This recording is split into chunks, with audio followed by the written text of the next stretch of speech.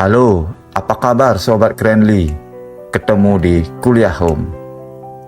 Judul kali ini, Vagina Management. Cerita Vagina Management merupakan antitesis dari penis management di video sebelumnya. Ini menjadi penting agar manajemen tidak arogan seperti lelaki.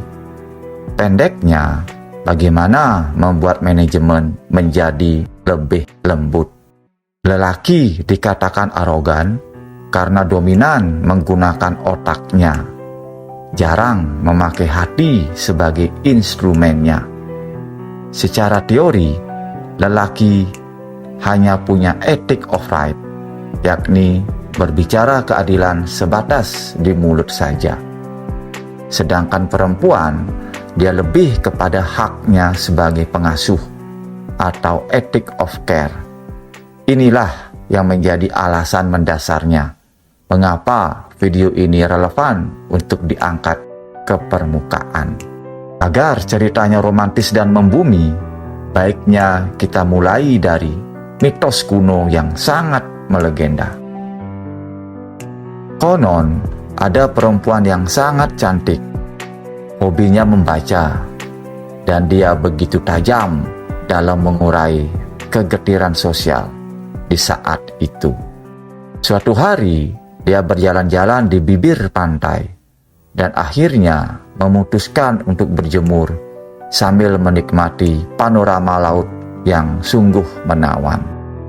Tanpa disadarinya, belahan dan selangkangannya mengundang gairah dewa laut, dan tak terbendungkan lagi. Peringainya kasar dan sangat tidak senonoh. Akhirnya, si cantik pun diperkosa. Tubuh si cantik berontak terus, dan akhirnya dia pun melaporkan kejadian tersebut ke meja pengadilan untuk mendapatkan martabatnya.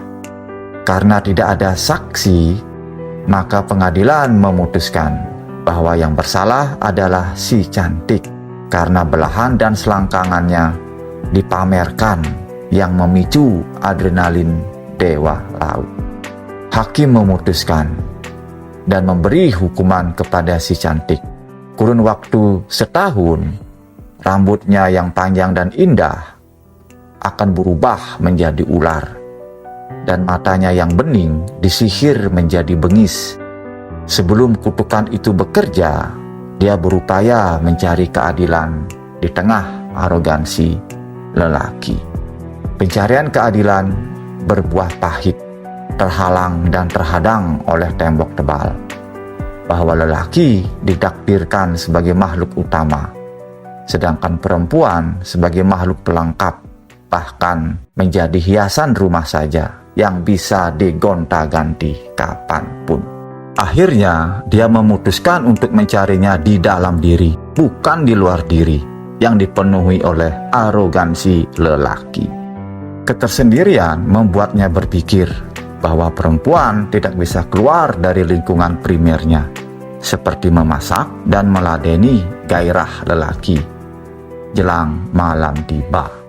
Tanpa disadarinya, ternyata dia juga hamil, dan berpikir, ini adalah lingkungan primerku yang tidak bisa aku tolak.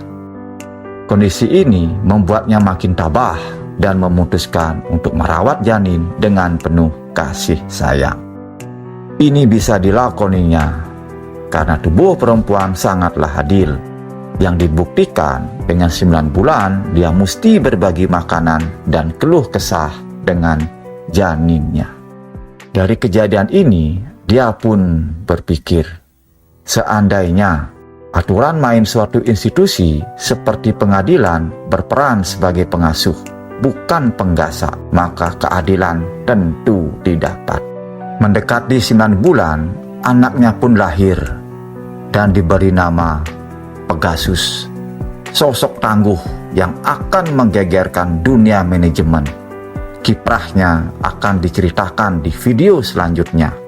Itulah tragediku, kata Medusa, sosok cantik dan pintar yang selalu bertanya dan mencari keadilan buat tubuhnya.